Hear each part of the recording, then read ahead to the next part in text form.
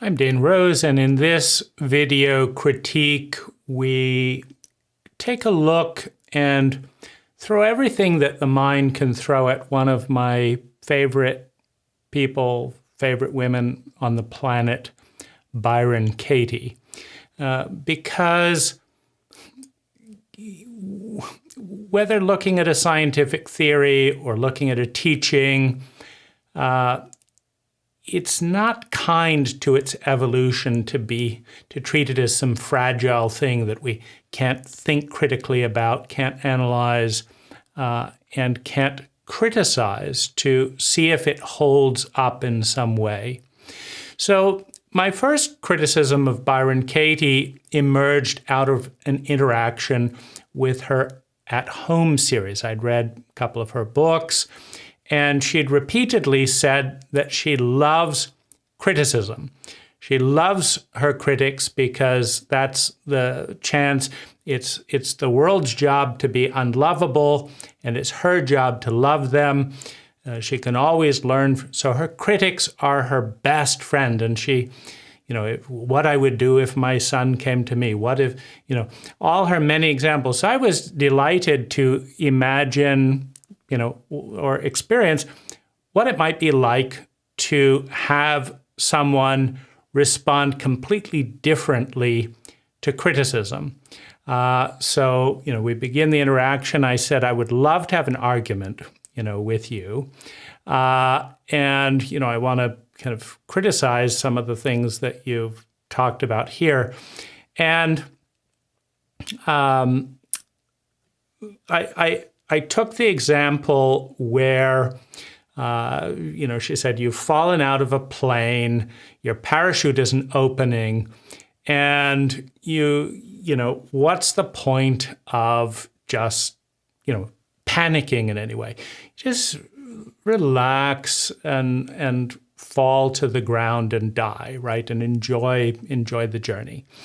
And I said, because Byron's very into really look at the moment, look at the situation. And the reality is if you fall out of a jet, 10, 20, 30,000 feet in the air, you've got a lot of maneuverability. You can steer towards water and, so why not think about, critically analyze, is there a way to land alive, in hay field, is there a haystack? Is there a trampoline? Is there, could you possibly, or also, what if there's a position?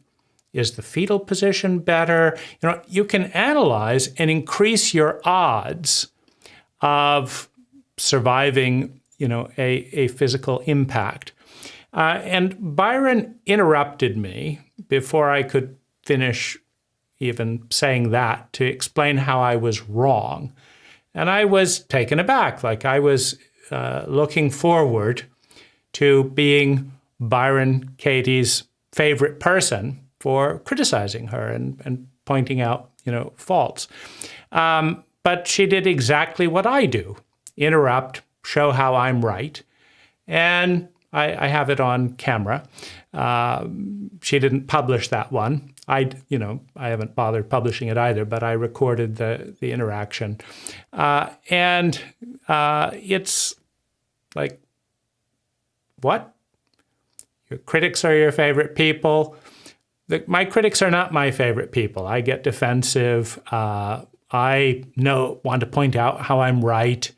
And I interrupt people if they're criticizing me and I think they've got it wrong. And Byron Katie got defensive, interrupted, and told me how I got it wrong. So I didn't learn any new way at all from Byron. I just learned what I do, which is what most people do. So obviously, a little bit of a letdown in my one in-person interaction with Byron. And my next criticism comes in the paradoxical adoption and throwing away of past and future. So Byron Katie says many times, if you want to suffer, get a future. If you want to worry, get a future. If you want to suffer or feel guilty, get a past. And, so there's, hundreds of statements basically saying, get rid of the future, get rid of the past, it's not real. And so what does that leave? Well, that leaves the present moment. But in a rather bizarre interaction with a gentleman in one of her YouTube channels, he's talking about the pain in his hand, like his hand has been crushed in a machine, of course, the past doesn't exist, right? So it's in the moment. He says it's in pain now, right? It's in pain now. She says, it isn't in the pain in the moment. What the pain is what you're remembering in the past. In other words, the present doesn't exist either. It's just what you remember a moment ago in the past. So the present doesn't exist when it suits Byron Katie. The past doesn't exist except in every moment of Byron Katie's interactions. Because in order to say the word the, you need the T, you need the H, and you need the If you just say or or ta, you don't get the word the. You don't get the word the without a past, a present, and a future. Without a movement in time. It doesn't exist without a movement. So while Byron is saying the past doesn't exist, nobody could comprehend more than a single syllable if the past didn't exist, right? So people are remembering the T and the H and the word the, and then they're remembering the word past, and then they're remembering the word doesn't, and then they're remembering the word eggs and then zist. If they don't remember the sentence, which is spaced out over time, you can't develop the thought that the past doesn't exist. So you have a self-defeating paradox. It completely fails. Similarly, you don't begin the sentence, the past doesn't exist, if all you can say is the. You don't continue, nothing has been conveyed by the, right? You could say that the is in the present. You could say that if you wanted to be generous. You could say that. But you wouldn't say the unless you already had a vision in the future of the past doesn't exist, the future doesn't exist, right? You don't set out to go to a Byron Katie workshop if the future doesn't exist. In other words, if a nuclear bomb goes off tomorrow and the Byron Katie workshop is, the nuclear bomb is scheduled for tomorrow. We're going to be, blowing up the country tomorrow at 12 p.m. Would you like to pay your money for a Byron Katie event 2 weeks from now after everything's blown up? Or would you like to spend that money partying today before the explosion, right? You don't go to a Byron Katie event without a belief in the future. And you don't listen to her saying the unless you think that something else is going to be said to complete the sentence. And you don't begin a worksheet if you don't intend to apply the 4 questions. Meaning, to write down your judgments about what's wrong with the world, judge your neighbor, is meaningless without then in the future asking the 4 questions, right? You do the present for the future, and you don't improve the present if there's no future to improve. Meaning you don't go to a Byron Katie workshop because there's no future to improve. You go because you believe in a better future. You believe that not taking the arsenic is a better future than not drinking the orange juice, right? So you drink the orange juice. You don't drink the arsenic. Why? Right? Because the orange juice has a better future. Right? Why do you do the 4 questions? Because you believe it has a correlation in some form to a better future. Right? So the past doesn't exist, the future doesn't exist, but nobody reads a book that just says the. That's the only moment there is. You read a book because the beginning part in the past has a connection to the middle part in the present, which has a connection to the end in the future. And this leads to the next critique of Byron Katie's, double standards with what's real and what isn't, right? So she'll say, we all know that you don't drink arsenic. She said that in one of the recordings I was listening to today, right? So it's good to know that Byron enjoys certain stories that work, right? Because everything that comes out of the mind is a story. But why did we create a story? Why have human beings become the dominant species on the planet today? Now, I would say that the biggest differential between a monkey and a human being is the ability to predict the future based on a story developed about the past. So it goes like this, right? You're a baby, you don't know what's going to happen, but you drop a pen, right? You drop a pen. And every time you let go of the pen, what's going to happen next? What's going to happen?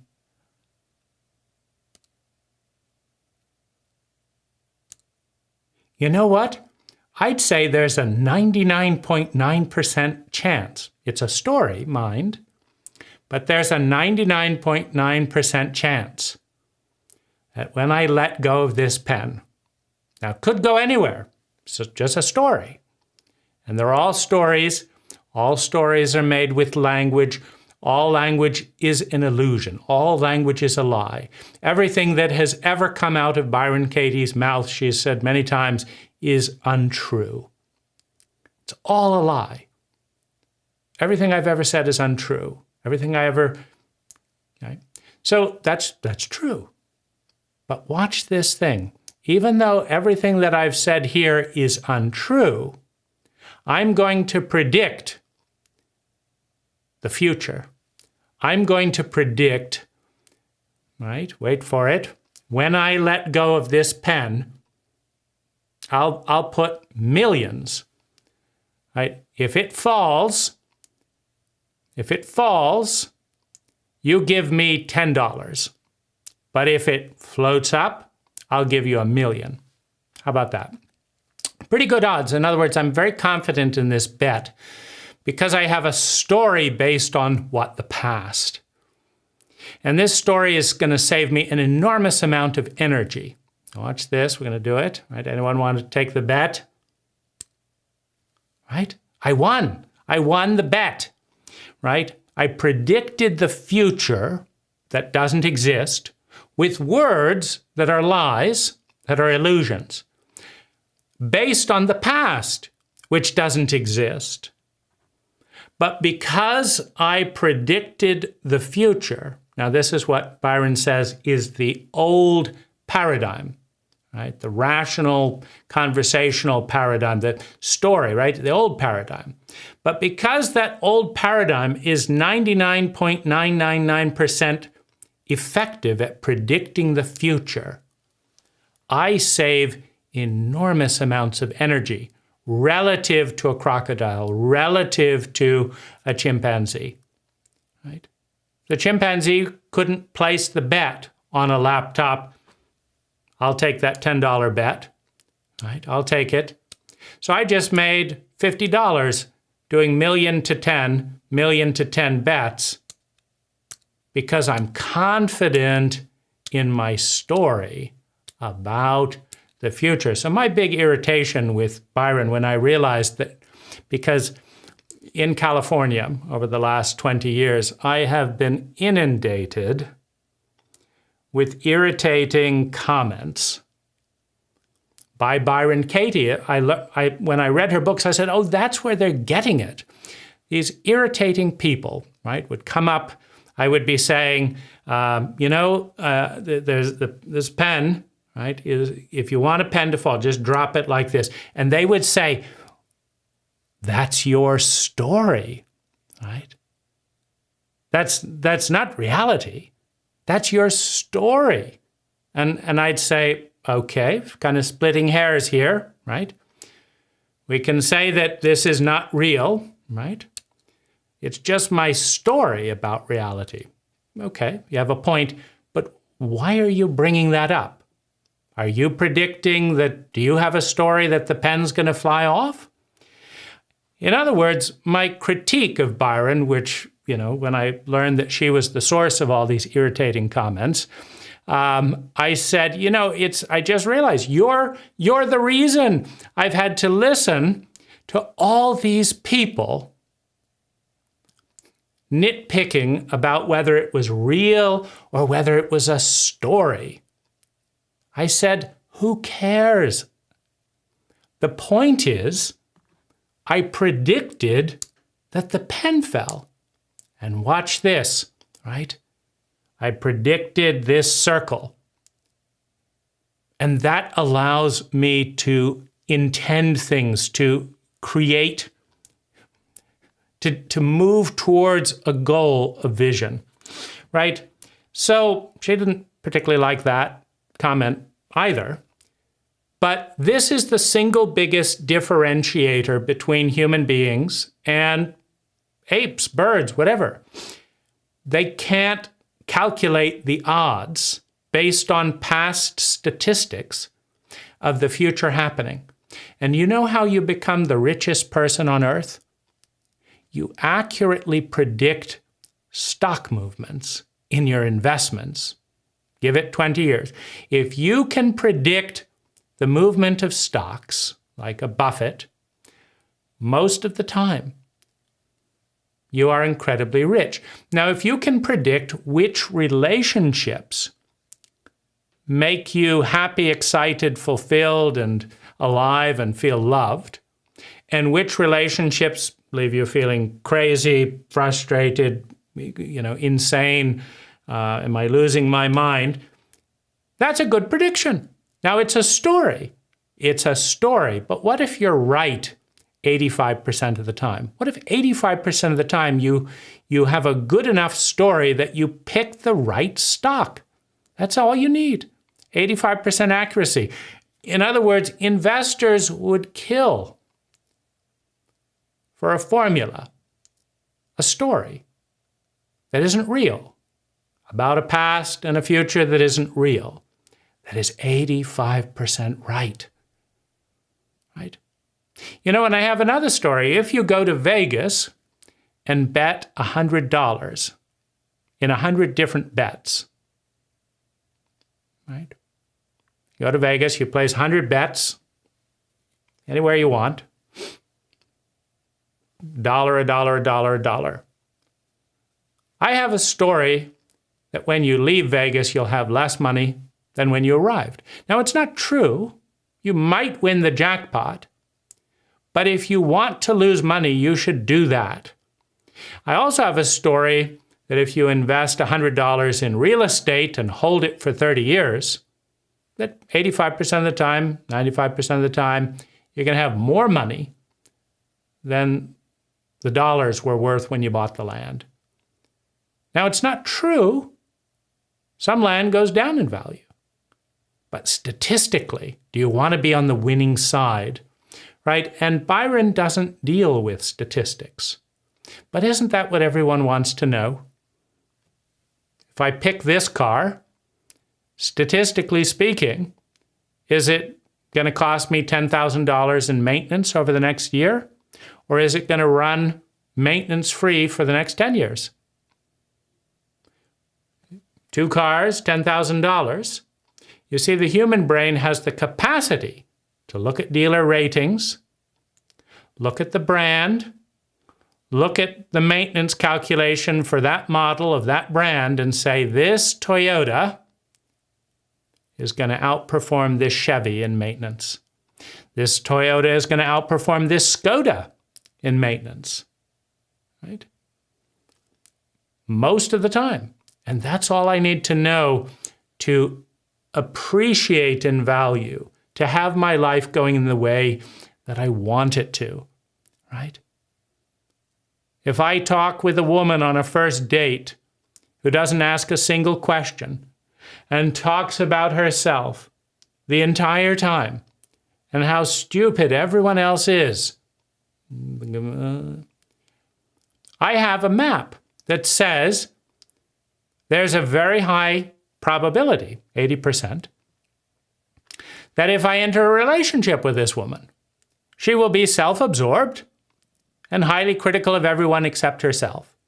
So if I want that kind of relationship, I should do a second date. And if I don't, I shouldn't. And that's what people have. That's what reality gives us. That is reality. People have that because they analyze the past. They create a probability field based on that analysis and use it to predict the future based on the past. And knowing that this is going to fall rather than float off, right? Let's say this was different and I thought it was going to fall, but I was in a world where the pen floated off. I'm out of pen. Now I have to get up and go buy a pen because I couldn't predict the future.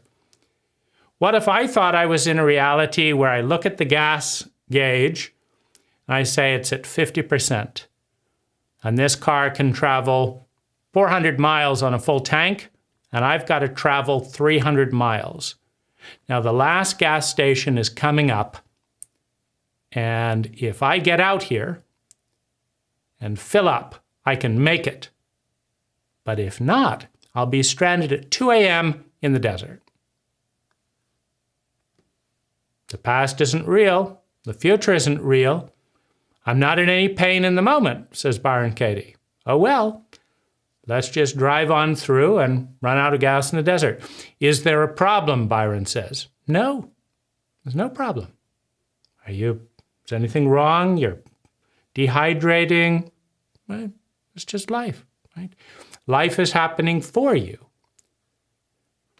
But wouldn't it happen a little easier if we used the past to predict the future and create a full tank? Right? Bingo. Now there's no problem either, but you've arrived at your Byron Katie workshop rather than roasted alive in the desert. Now, this leads to my next criticism, because Byron Katie's famous for loving what is. Well, let's look at what is. 99.9% of the population is at war with reality, in Byron Katie's terms. 99.9%. Meaning if you look at the global population today, what's reality? 99.9% of people are believing their thoughts, suffering, projecting worrisome thing in the future, stressing out about it, anxious about it, feeling guilty about the past, feeling shame. That is what's happening. That's reality. Now, what does Byron Katie say about this habit? She says it's crazy. She says all wars should happen on paper. Okay, but is that reality, Byron Katie? Have you done a worksheet on that belief? Because if you think that everyone should be doing the work and 99.9% of people are not doing it, and you think that 99.9% of people are crazy because they're believing their thoughts, then you've just said that 99.9% of reality is crazy. But it's happening in the best possible way. I love everything that is. So I love a world in which I judge 99.9% of people as crazy, because 99.9% of people are believing their thoughts, and that's what crazy people do in Byron Katie's story about the world. Now, should we have more crazy people? Right? So there's a little bit of a tension there.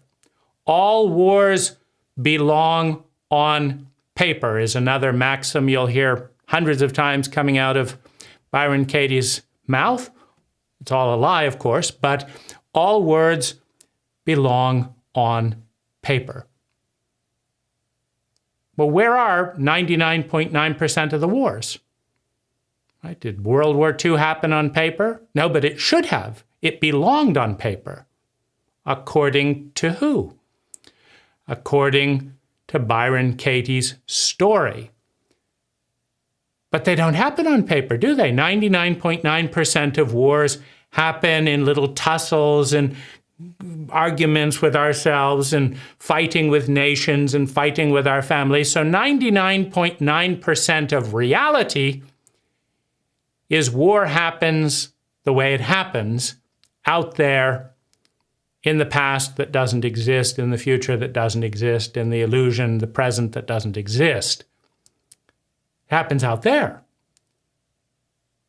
But it should be, according to Byron Katie, happening on paper. So that's a pretty big war with reality, right?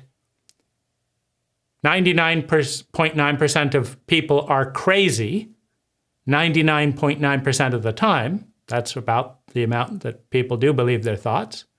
And they laugh at them every now and again.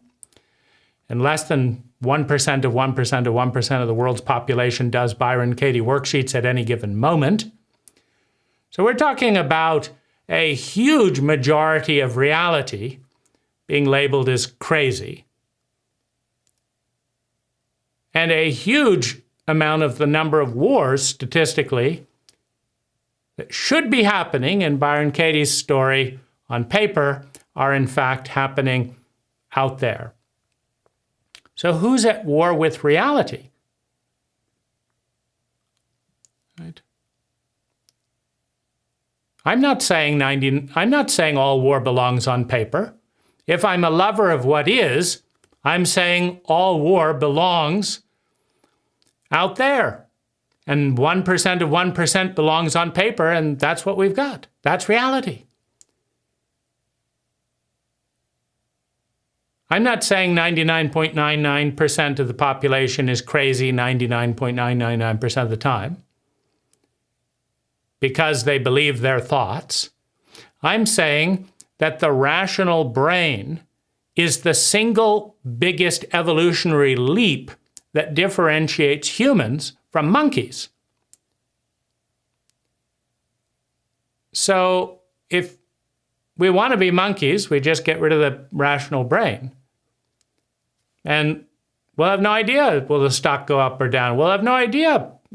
Maybe there's some instinct that they can predict some of the falling, but they're not going to predict the sunrise at 6:45 a.m. on an eclipse and stuff. They can't do it because they don't have a past that is accurate. They don't have a story accurate enough to predict the future. Which leads then to the whole framework of rational judgment. So Byron Katie acknowledges that smoking is bad for your health. She's personally quite interested in that, so she'll bend the story about that. You know, when she was at a Bioneers conference, she spent several hours showing the positive sides of the entire population going extinct due to global warming. In other words, the Bioneer environmentalists, there's a group in the San Francisco Bay Area, Bioneers, they have a conference. And they try and look at, how to help the planet, save the planet. But Byron Katie was saying, no. There's a story. You're all depressed and worked up about a story that there's a problem here. How do you know that the very best thing for the planet wouldn't be for people to go extinct? How do you know that the very best thing for the planet wouldn't be that the whales go extinct? You're not God. You're not God. But smoking is bad for your health. And arsenic, we don't drink it because we don't want to die. But pollutants, they could be a good thing. We're not God, right? So Katie plays God in a few areas, right? Arsenic is bad. She will stop someone from molesting a child in front of her. I heard her say that. Why? Maybe it's what if someone had stopped the cockroach going across Byron Katie's foot? Oh, that poor woman, a cockroach is about to, it's going to wake her up. Quick, get off. And we don't have an enlightened Byron Katie, right? What if someone had done that? And here's Byron Katie interrupting a rape, right?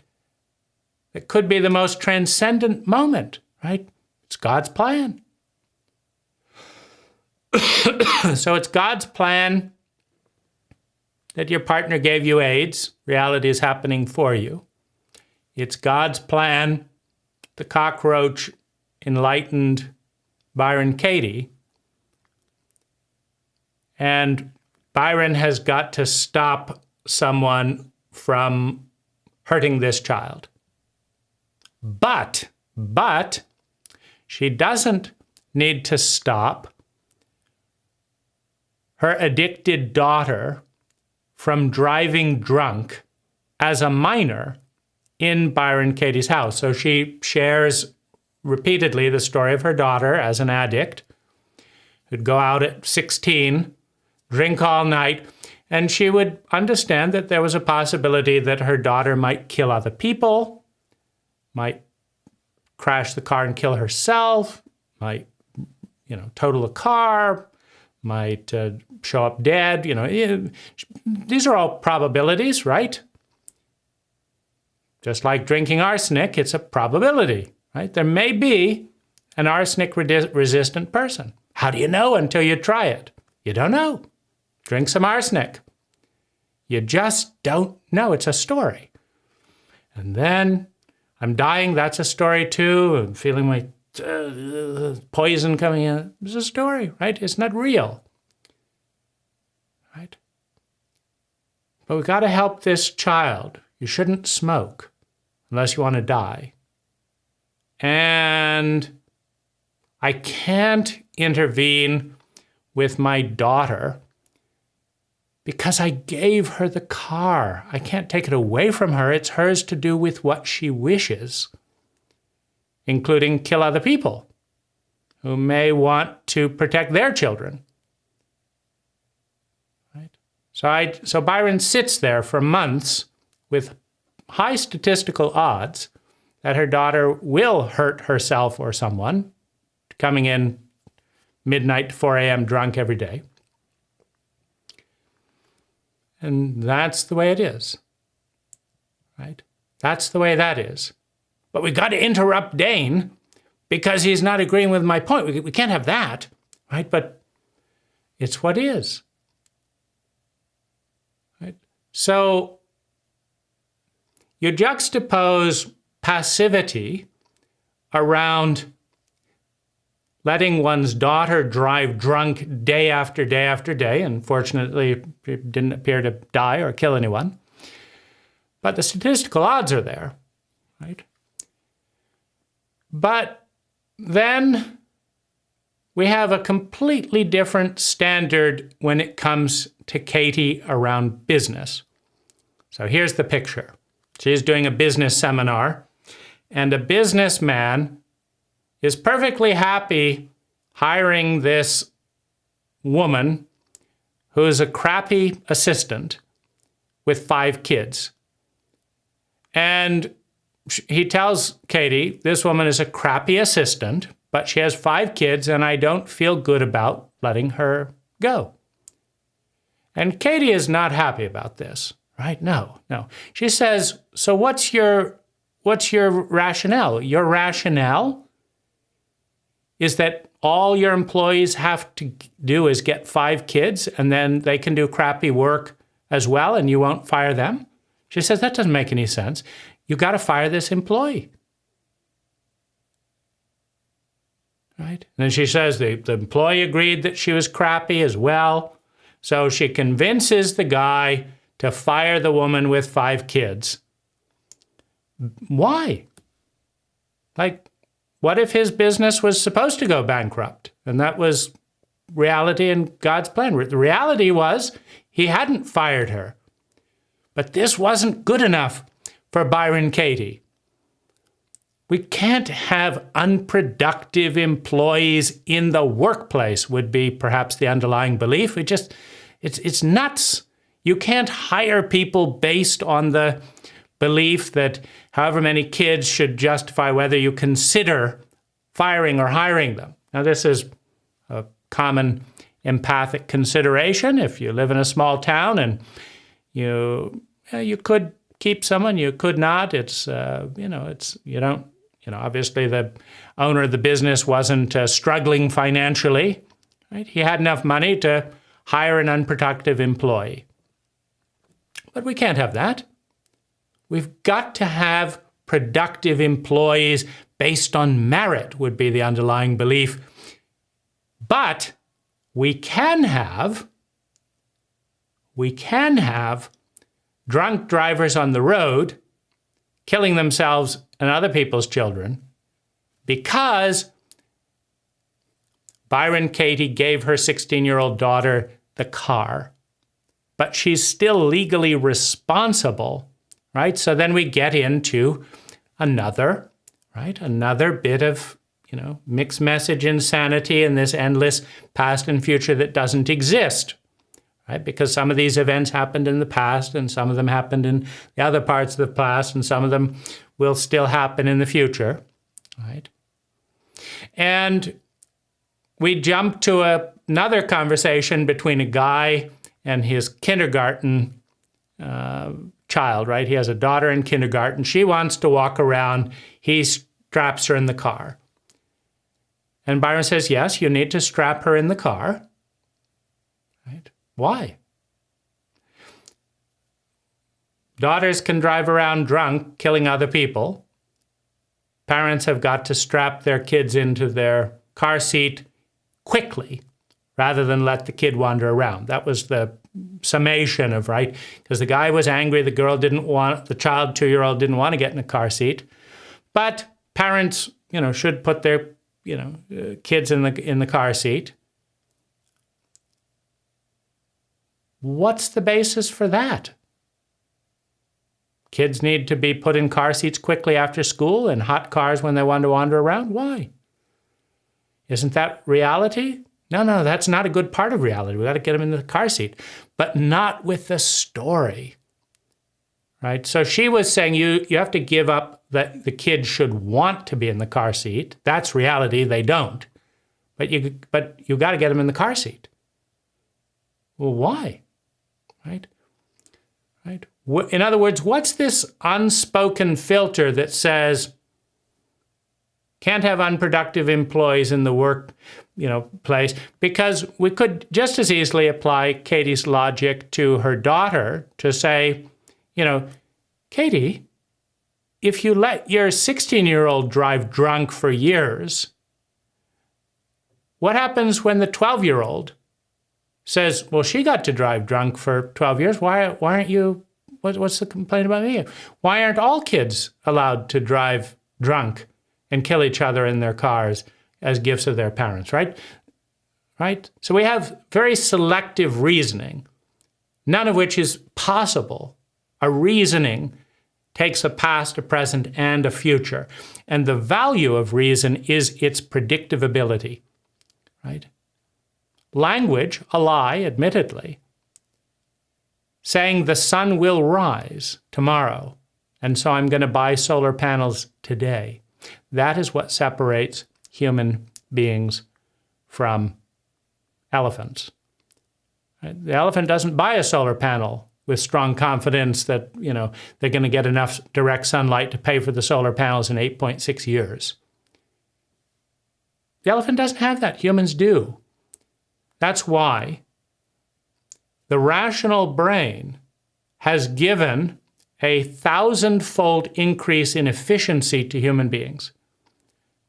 The fact that I can call you on a cell phone and say, meet me at Wendy's at 10 o'clock tomorrow, and you say, sure. And I didn't have to run 10 miles to convey that message. I didn't have to whip 10 horses. And then get back home again by the time it's already 10 a.m., right? The fact that I could say that, and you're there by using time and using words and using rationality based on a past, a present, and the future, is why human beings are 1,000 times more efficient at predicting the future successfully than an elephant is, right? Than a giraffe. And that's why we've been ascending as an influential species, and that's why we've been changing reality in accordance with our will. Right? My house is a comfortable temperature. Why? Because I predicted that if I put gas in, I could have heat. And I predicted that if I set the thermometer here, it would be comfortable. And it is. My reality is better because of my predictive ability in the future. Which leads me to my last, well, you can go on, but a very big critique of the work would be what I would call the one-sided bridge. And the way I would construct the bridge, let's see if we're here.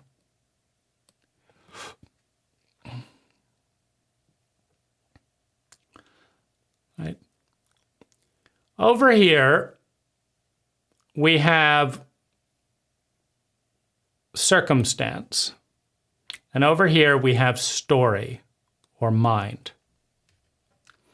Now, there are, and Byron Katie claims to be, one of them, there are people, at least hypothetically, who could watch their baby be raped, watch their mother be shot, watch their brother be, stabbed with a rusty knife regularly every day for 10 years, that could watch toenails being pulled out of their other sibling, and could watch their grandmother be whipped every single day for 10 years, while having water dripped in their head, while being hung upside down, and in a torture cell. And who could think, well, reality is happening for me. Everything is part of God's plan. So what's the problem? Right? Let's just give it to Byron on that, She says she's been in the delivery room where it seemed like her grandchild was going to die. Then her grandchild didn't die. But, if her grandchild died, it was fine. She didn't feel any difference whatsoever. It's all part of God's plan. So take that to the ultimate extreme, right? Burning hot acid, dripping every 10 minutes. Like the most excruciating torture imaginable to not only you, but everything you care about, right? You like Byron Katie's works, let's desiccate them, and you shit on them. You don't like the smell of shit, let's put some shit there, right? You don't like... Now, Byron has said that a tin can banging or a weed whacker is just as beautiful as a Beethoven symphony to her. So let's give it to her. Let's just say that Byron Katie is the only person that I know who can sit there and watch 100 of her closest friends all be slow tortured to death.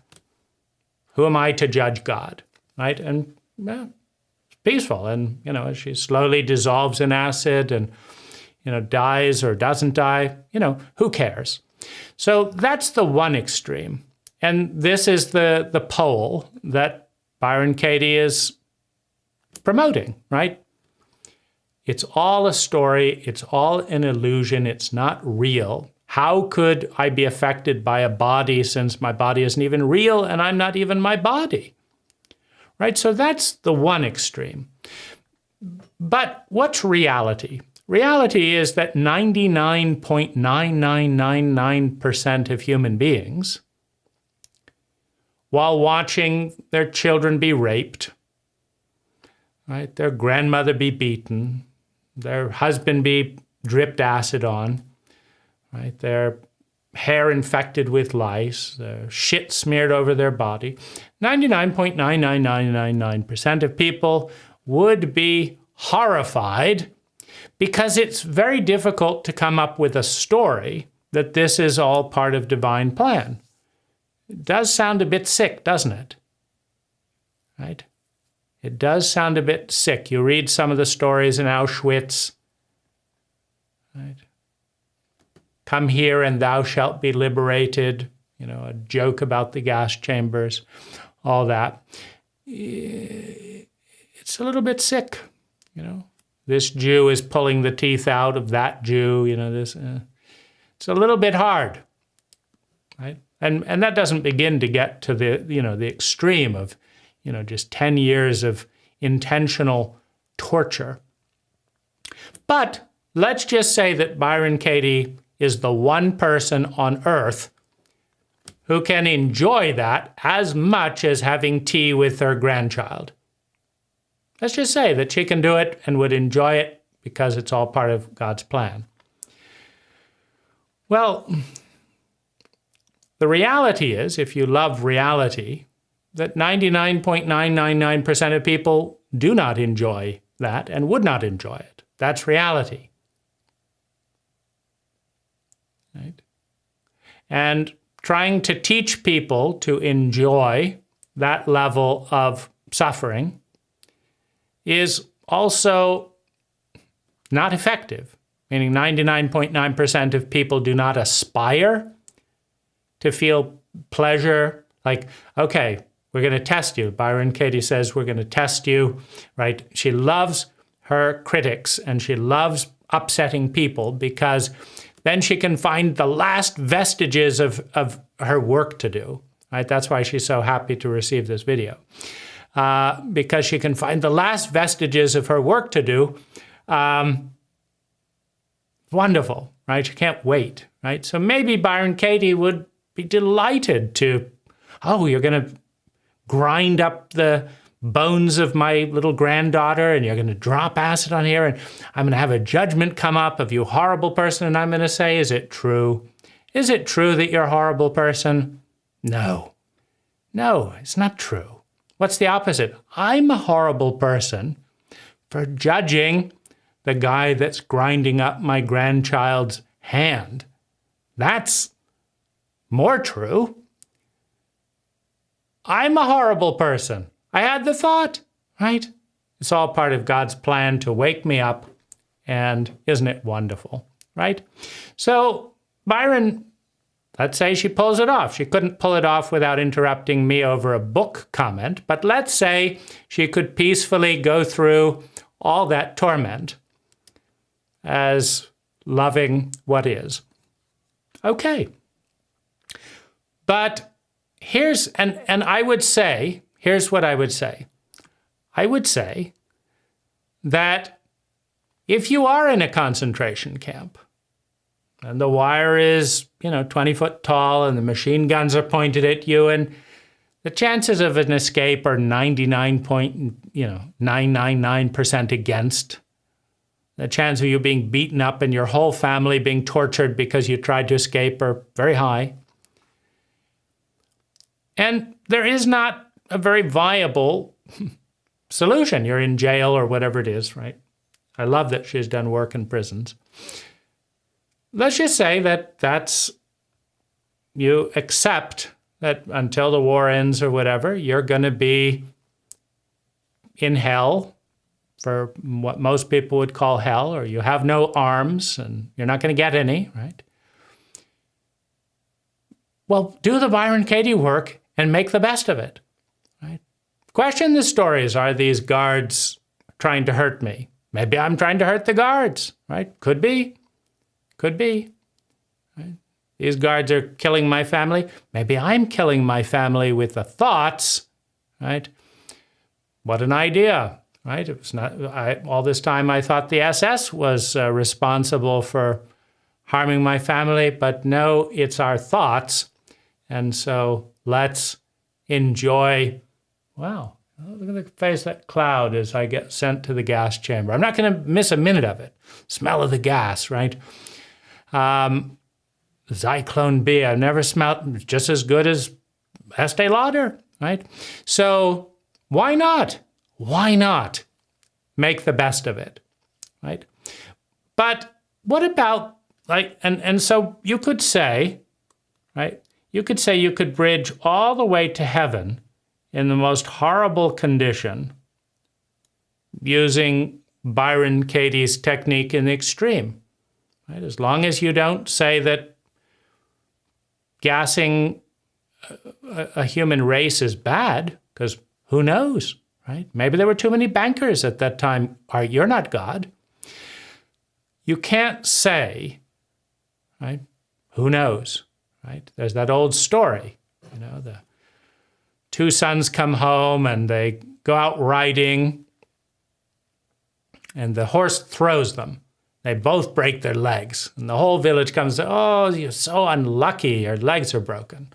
But the next day, right, the conscription agency for the war comes by and takes all the able-bodied young men except the two sons. And everyone says, wow, come by and say, wow, you're so lucky. And you get the idea. This goes on 20 or 30 times. And the obvious point is that you don't know, right? Could be the most wonderful thing imaginable that your daughter just died from Zyklone B because, right? You don't know.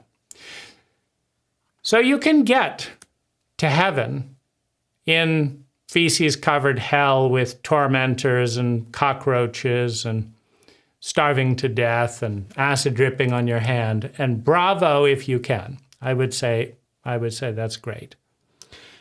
But what strikes me is that the more common approach has an equal ability to get to heaven. And here's what I mean. You don't change your story at all. You believe that torturing kids is bad. You believe that concentration camps are bad. You believe that rapists, serial murderers should be put in jail. The whole spiel, all the cultural garbage, they're all lies. We all know it, right? Everything coming out of Byron Katie's mouth is a lie. So, let's not pretend that anything coming out of anyone else's mouth is the truth either, right? She's making an important distinction that words are a map of reality and an incomplete one and a crude one.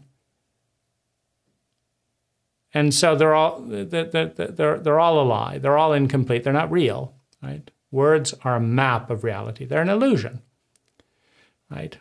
So fine. But let's just say we agree that don't give arsenic to kids, don't speed 90 miles an hour without headlights in a school zone, kills kids, statistically speaking. Let's just say we all agree on lots of things. There should be speed limits, and you should stop when there's people in the crosswalk, and all the spiel that people are all worked up about when it doesn't happen. Well, right? People are happier in Denmark. I was as surprised as an American. Everyone had time. Everyone had time to be interviewed.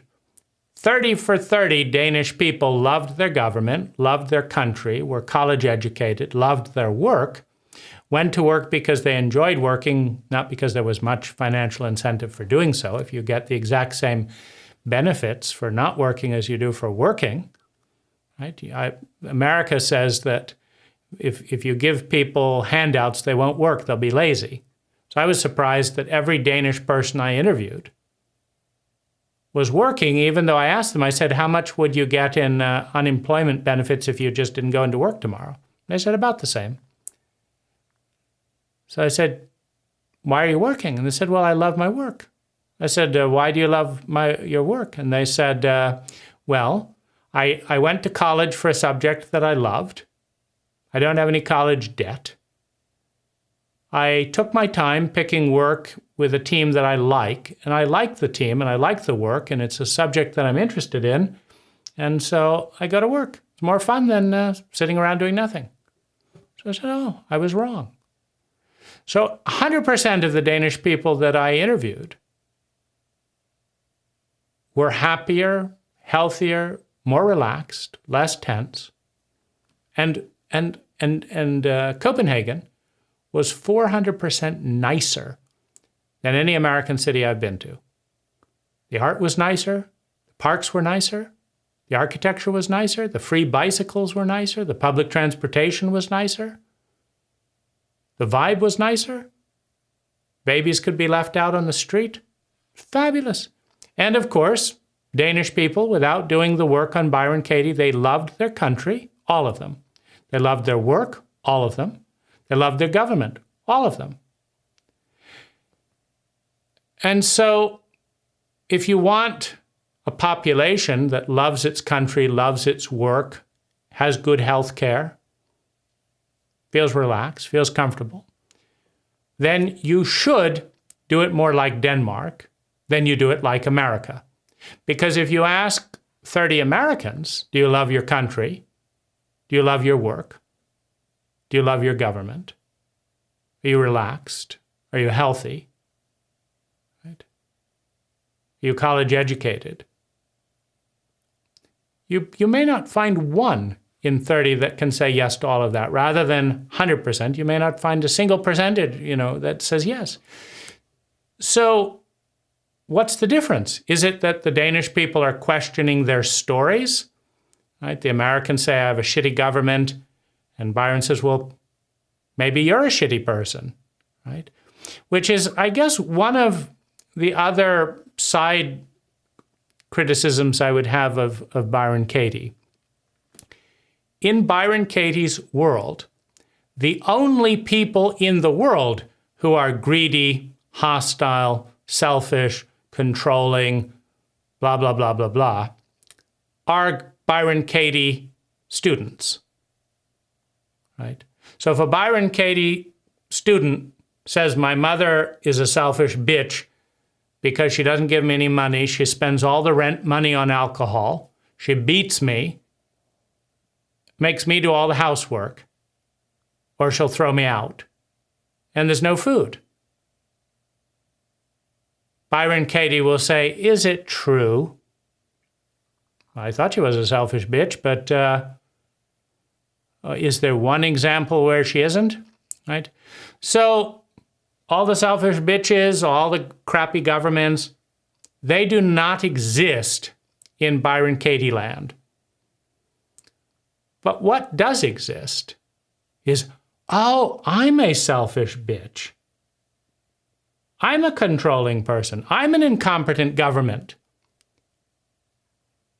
In other words, Byron Katie students discover that the only people in the entirety of reality that are fucked up are themselves. Right? So you will arrive in Byron Katie land thinking that you're a pretty decent person, but that the whole world has problems. They shouldn't be raping children in Africa. They shouldn't be giving people AIDS and not giving them condoms. They shouldn't be doing this. You thought the world was fucked up, but it isn't.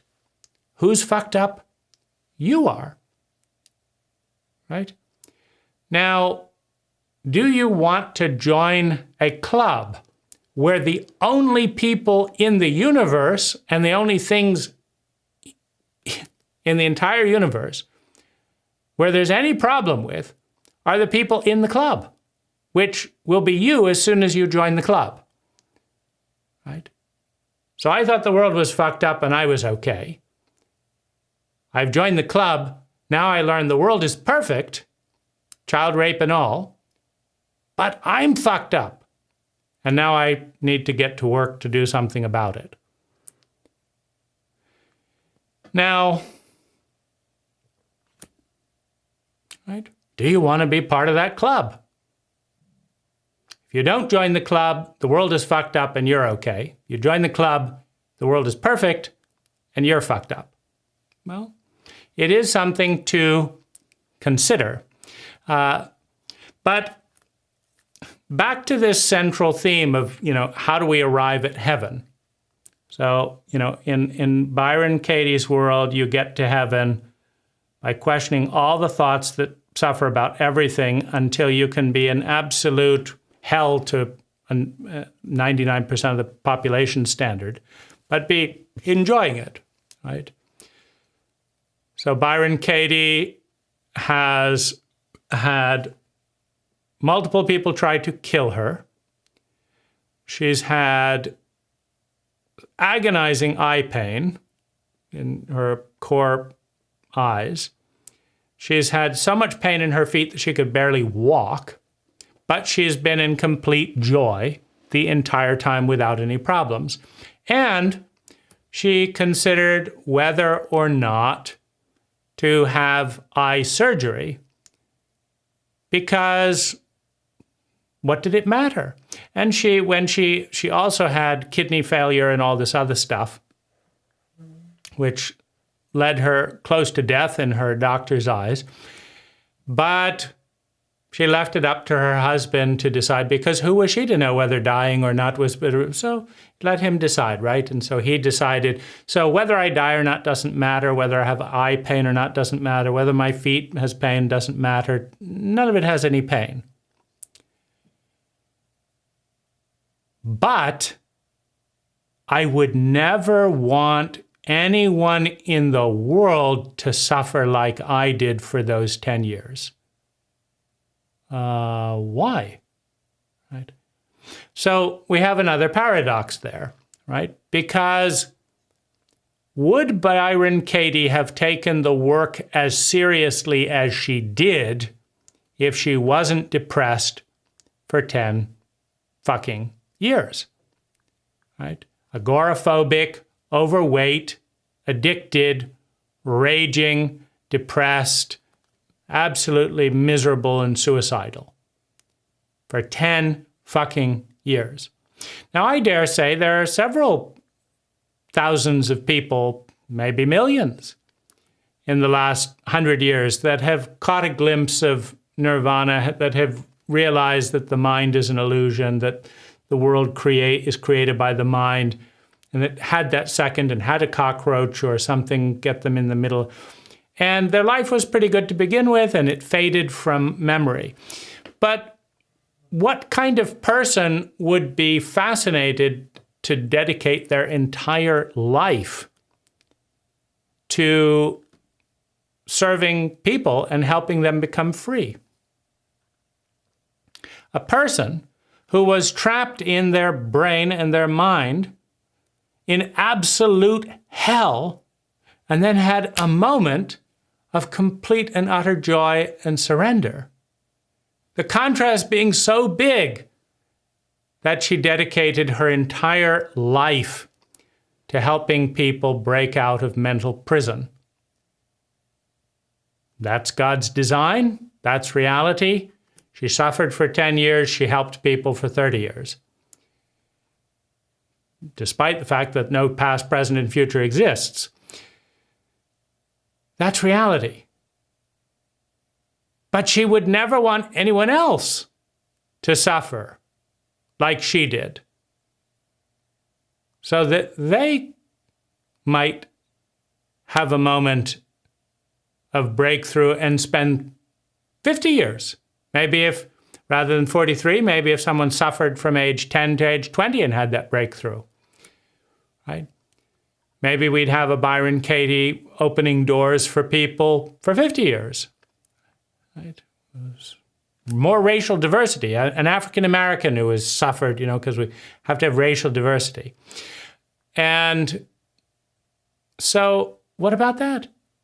I'm doing this work so that no one else has to suffer like I did. Is that true?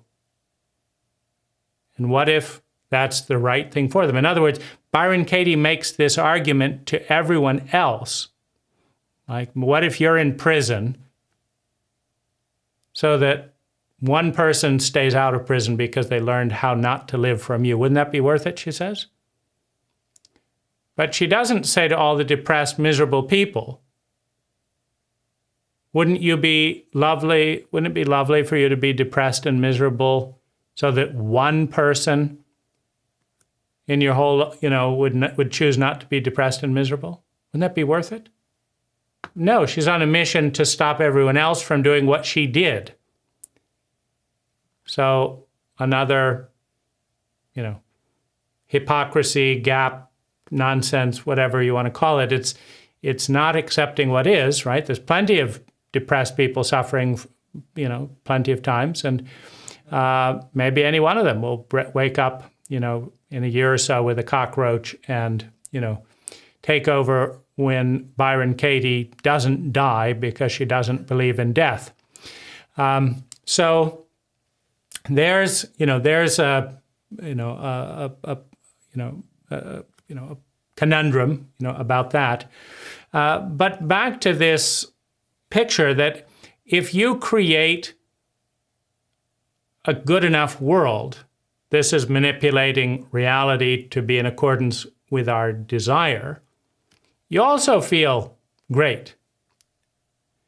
If I can get the temperature just right, if I can wear the clothing that I enjoy, if I can make the video I want to make, when I want to make it, on the subject I want to make it about, if I can walk into my kitchen and have a nice espresso and latte, followed by fresh squeezed orange juice, if I can have my cantaloupe melon delivered fresh from Whole Foods, sliced up organic, if I can go to my pouring paints and do wonderful art, and then chat with my girlfriend in another part of the world, I feel incredible. Life is good, right? And you don't need to do much work to get it to be good. And that's what most people are doing. And it's not that I think that we all couldn't benefit from doing more of what Byron's doing because we can't change the whole world. I'd like the war in Ukraine to stop. But how can we know that that isn't part of, God's plan and all that? And so I might want to do the work rather than get all stressed about the war in Ukraine. But what if I could stop it, right? What if I could make a call? Stop the war in Ukraine. Why not do it, right? And so that's the bit that seems missing, right? 99.9% of reality is trying to make reality better according to its picture. the ego's picture. If I could just have a woman with bigger breasts, if I could just have 2 women with bigger breasts, if I could do this, if I could just make my child stop screaming, if I could just shut the fucking weed whacker up like every fucking morning in my meditation. Now the other neighbor. It's like, don't they have anything else to do during my meditation than blow this and weed this? And and people are tired of it, right? So the city is going electric. Isn't it wonderful, right? Why not go electric? Much quieter, you can meditate. Right? So, but this is not good in Byron Katie land. This was your chance to do the work on how wonderful it is to have your meditation interrupted by weed eaters. Right? Take the opposite. I look forward to having my interruption, my next meditation interrupted by weed eaters. So, why don't I look forward to the policy of it changing to electric without any weed eaters? Like, that takes energy. What I'm saying is, if everyone did Byron Katie's work and was totally happy with, with asbestos, is it true? Is it really? Can I absolutely know that this asbestos is damaging my lungs? No.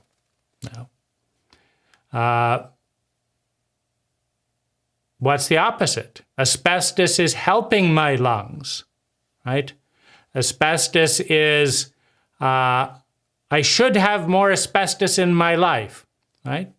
Can you find it? Nobody would pass a ban against asbestos. Nobody would say, no more gas-powered blowers. Nobody would say, this is the speed limit in a school zone. It would just say, it's God's plan, right? Have a little asbestos, drink a little arsenic, kill a few kids on the way to work, right? Who needs insurance? And let's drive drunk and give kids, 16-year-old drunk kids cars and see if they kill anyone. Why go to such an extreme? Because, if you take these 2 poles, the idea of let everything be exactly as it is in utter delight, certainly an easy path. And, have a lot of mental work to do, but I think Krishnamurti was in favor of that. He said, what's his secret to happiness? He doesn't care what happens. That's his secret. And not a secret anymore, is it? So that, that's the one extreme. And the other extreme is I'm going to manipulate this, and it's still not right. My hair isn't the right angle, and the lighting was in my eye, and I can't get it all perfect, right? And that's the other extreme, right? Obsessing with reality and never even questioning a single thought. But I think the sweet spot is in the middle. What I mean by that is I don't have to do the work on weed eaters. I have noise-canceling headphones, and I can do my meditation without my body going into reaction and then feeling like, oh, I didn't do the work properly, right? It's wonderful. Headphones. So I buy the nicest headphones for my flights, right? I get Hindu vegetarian meals, I take vitamin D3. I listen to Byron Katie books because that's a lot better than listening to the news. I go for a walk on the beach. I have lavender baths. I enjoy beeswax candles. Right? I have an espresso maker. Right? I have this studio set up so it's a one-button start. Right? And now I have fewer things to question. But I still have more things to question. More things to question than I have time in the day. My routine calls for 1 Byron Katie worksheet a day, and sometimes it takes 2 days. Right? It's long, right? Every little bit, is that true? Is that bit? Is that I've got to, now what's the underlying belief? It's 4 a.m., right? I got to go to bed, right? And okay, right, done. Now there's another thing, right? The neighbor did this, I've got to go to work, right? So there's a balance thing. I'd like to get the thing down to a point where maybe not more than 3 things are particularly bothering in a day, because more than that, the worksheets themselves, having to do worksheets becomes an irritation. I don't have enough time, and now that creates another problem. Now, Byron had a wonderful scenario. She was rich with her own business, with a somewhat supportive family, sounds like near a desert. So she had several years of earth-shattering work to get to where she is. She, first of all, had a miracle awakening that 99.9% of people don't have. Then she learned the questions that 99.9% of people don't have. And then she had 2 or 3 years while remembering that high to learn how to get herself to that place, which most people, their life is not, happening that way. And then she gets to the point where she can mostly pull it off. And the reality is, if you love reality, is most people don't have that, anything like that, right? And so one of the stresses and one of the paradoxes of all kinds of forms of personal growth is that if you do enough therapy, the therapy can cause enough financial strain, enough hassle driving. Maybe you get a backache because you have to drive 2 hours to your therapist every day, and your back doesn't like that amount of driving, right? And so you get a backache and a big bill, and now you have stress about money because you're doing therapy, right? And if, I used to have time to have a tea and this, and now I'm doing worksheets, and worksheets about my worksheets not working very well, right? And I have to do a worksheet because Byron Katie interrupted me. I was like, I didn't know that was going to happen. Byron Katie shouldn't interrupt.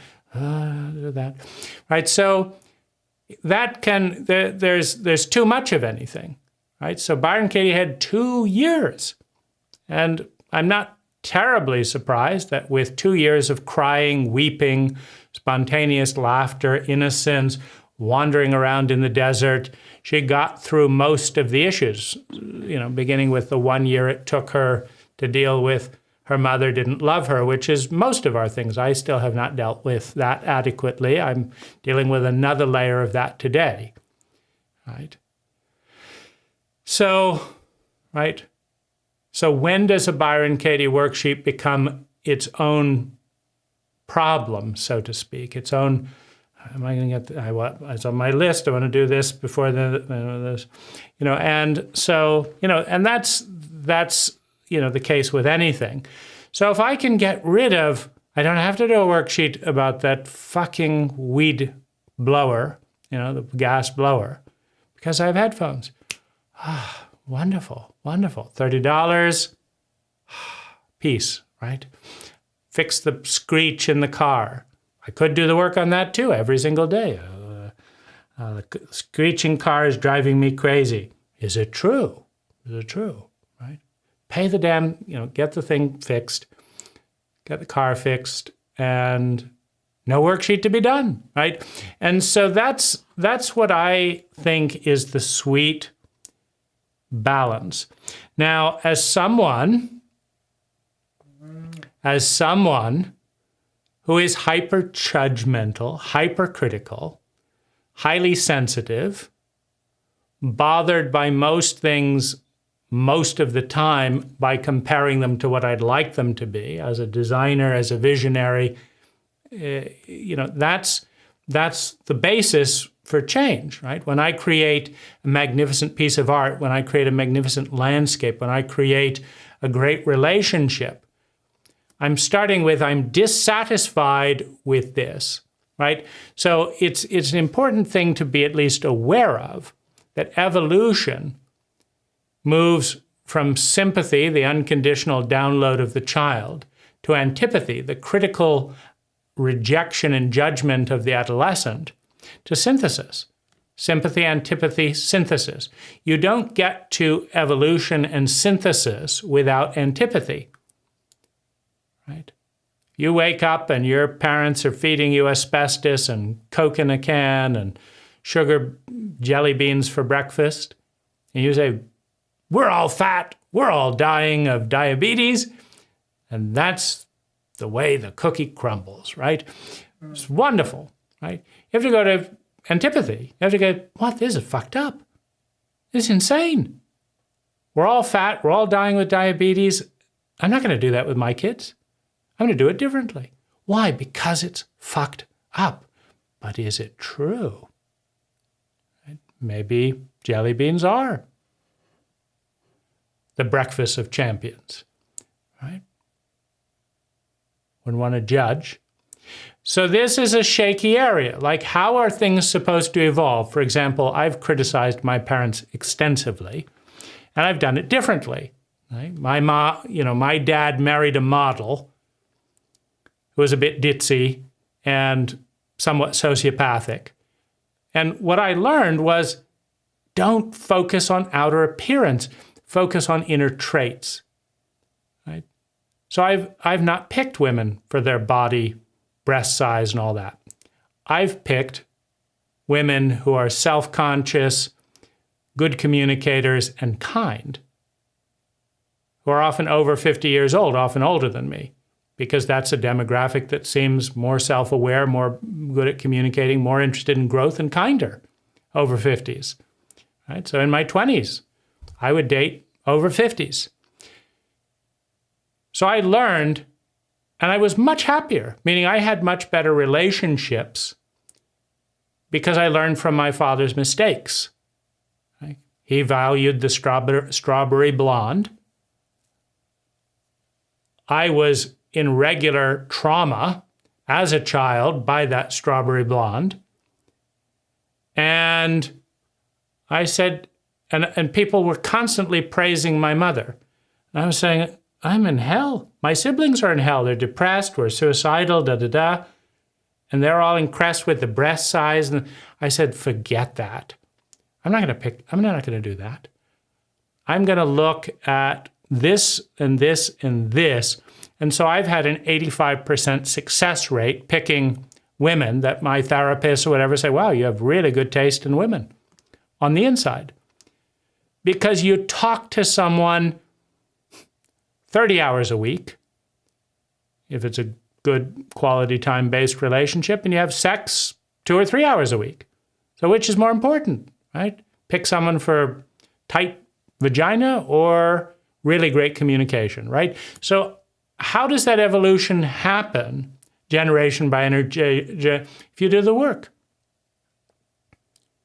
Right? Maybe you should pick women based on breast size and hair color, regardless of how much they abuse their kids. Maybe. If that's the case, right? Nothing wrong there. Then I wouldn't have enjoyed lots of time with much higher quality relationships with good communicators who were older and kinder. So I don't have a problem with reality, which is sympathy, antipathy, synthesis. You start by downloading stuff unconditionally, all the crappy patterns that your whole family system gives you. You reject as much of it as you can. Then you come to peace with the good parts of it, and you reject the worst of it, and you carry on, and then the next generation does the same thing. That's fine with me. That's reality, as far as I can tell. And it works, right? So that's, I would say, the gist of my critiques. There may be a few things I'm missing, that because I haven't taken notes, but these are the things that come to mind as active criticisms of Byron Katie and the work and the consistency of the message. Now, right, I don't make spiritual critiques for the most part unless I'm actually interested in, the people I'm criticizing. Why bother? And so let's kind of finish off with some things. As a hypercritical mental person who escaped into his mind to handle loneliness and trauma in a dysfunctional house that wasn't in fact dysfunctional. I'm dysfunctional, right? Because that's the work. But as someone who has lived in mental maps, right? And has had, I've spent decades finessing and manipulating reality to be better. Why? Because I feel better, right? If I get rid of a girlfriend who shouts, which I did, and have a girlfriend that smiles, I measure the happiness. I feel 300% better. I love it. And I do more of it. Add to my recipe, right? So as someone who's been recipeing and massaging and creating and doing art and tweaking this and changing this, I like essential oil of lemon, and what about this, and and tweaking this and tweaking as someone who has done that for decades, it has not led to peace and happiness. Right? And so that was the rude awakening in my 30s, was more money is not going to do it. More sex is not going to do it. I already have the nicest food in the world. I already have the nicest house. Another car isn't going to do it. Another million isn't going to do it. Another book isn't going to do it. More therapy is certainly not going to do it. Right? After $250,000 in therapy with 40 practitioners, right? Something's off here. Something's off here. I have a better world than 99% of the world's history's population, and I am not happy. I am depressed. I am angry. I'm becoming more bitter. I'm becoming more impatient. I'm in pain. My muscles hurt.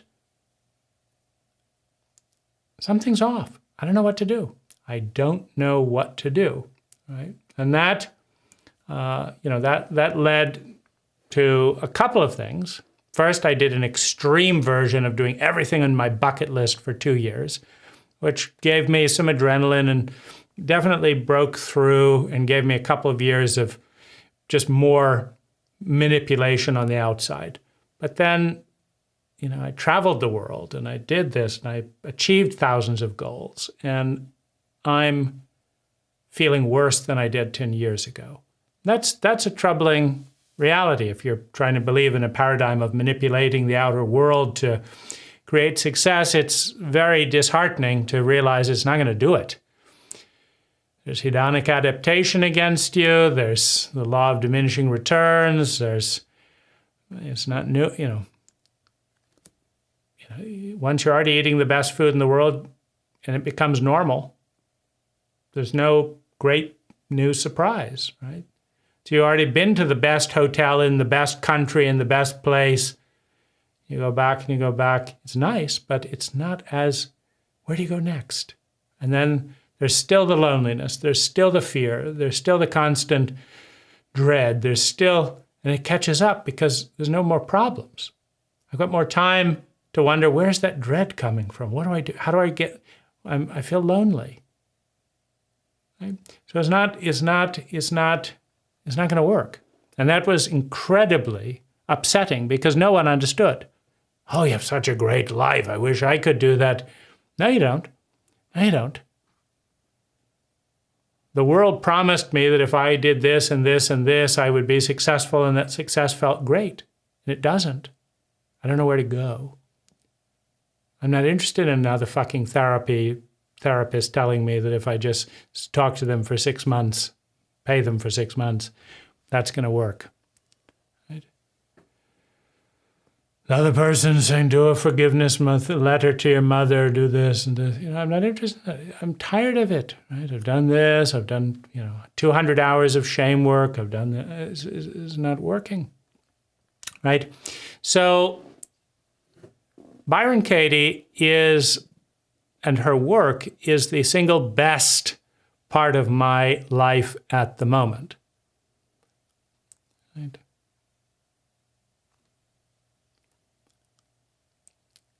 I have dealt with enormous amounts of frustration, depression, increasing levels of rage, PTSD. I have more things than I know what to do with, right? So, in other words, that's why I say the sweet point is so important.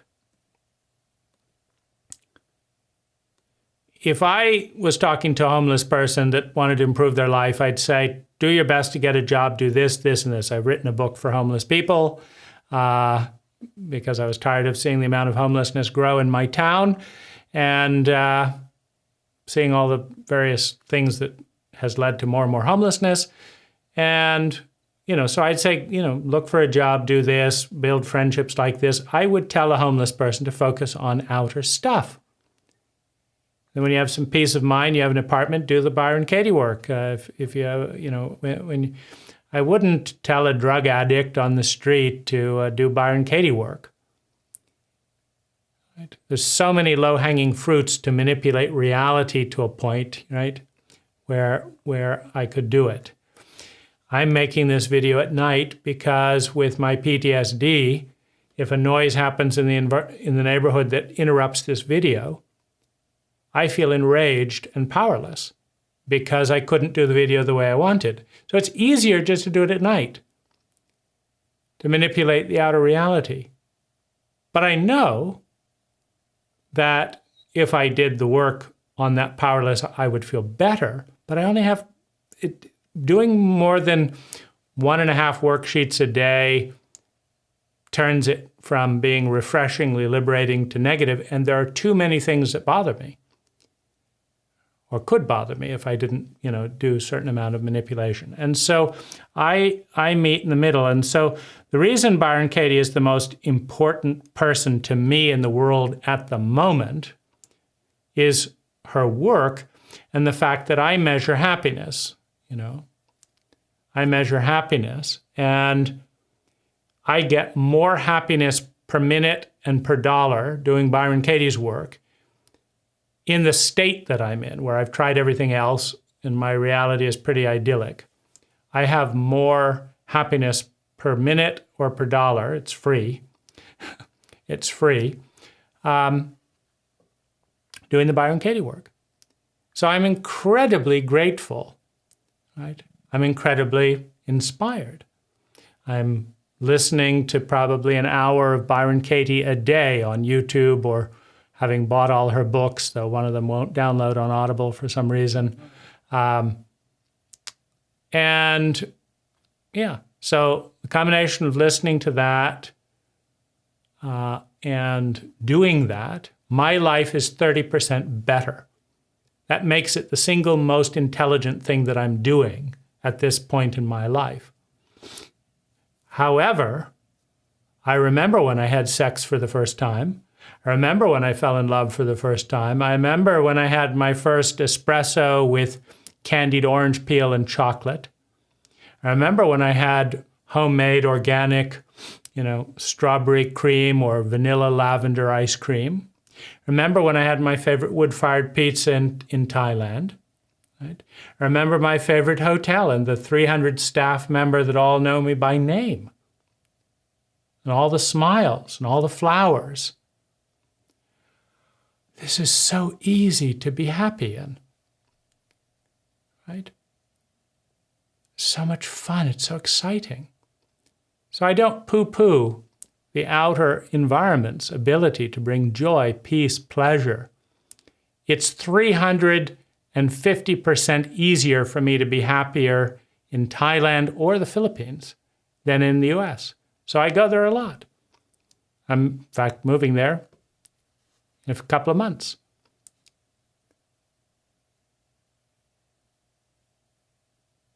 And there it is. Right? There it is. So I do everything that I can to make the outer reality nice, with a lot of strategic thinking, analyzing the past and the future. Meaning I just analyzed the past.